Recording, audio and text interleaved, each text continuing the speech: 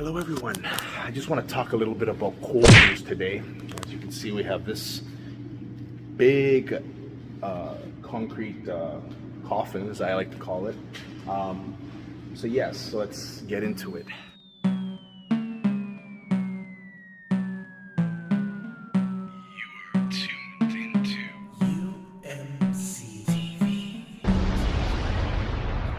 As you can see, here's the mold growth. Aflorescence. A lot of people have this misconception that aflorescence is mold. Really, it's not. Aflorescence is just the cause and effect of the water pushing through concrete, because concrete does tend to sweat.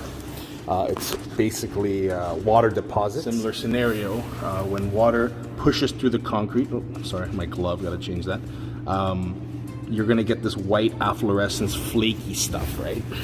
See this flaky stuff. You could touch it, I mean, it's not gonna kill you. But again, it's not mold, it's water deposit residue, if you wanna use that term. The question I always get asked is, should I or can I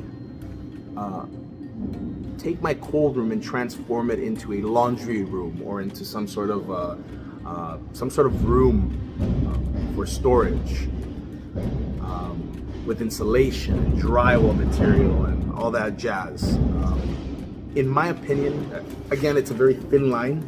In my opinion, I would not do it. Cold rooms do not have the ability to regulate temperature like the remainder of your house, right? Look at your house. Your house has an HVAC system, has all the mechanism and components required for proper airflow.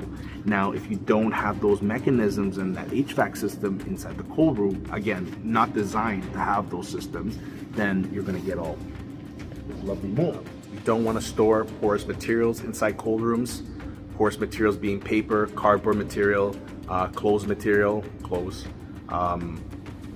materials that can absorb moisture. If you're going to store those items, make sure that they're inside airtight containers, plastic containers, airtight bags, sealed.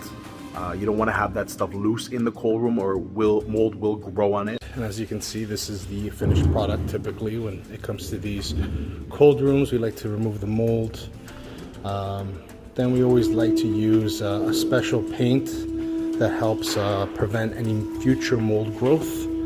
Again, it does help prevent, but if you typically after a job is done, we like to let you know the steps that need to be followed in order for that mold not to come back. Yes, the paint sealant that we put on will help, but it's up to you to follow the recommendations afterwards so that no mold comes back. Once again, guys, thank you so much for joining me, watching this educational video on cold rooms.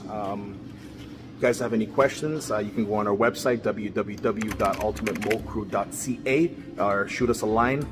Give us a call, 647-985-2739. Again, a lot of Q&As on our website. Go on our YouTube channel, a lot of videos in regards to mold, different areas of your home, and how to deal with mold on certain materials or certain areas in your home. I talk too much. Anyways, guys, you guys take care. Bye-bye.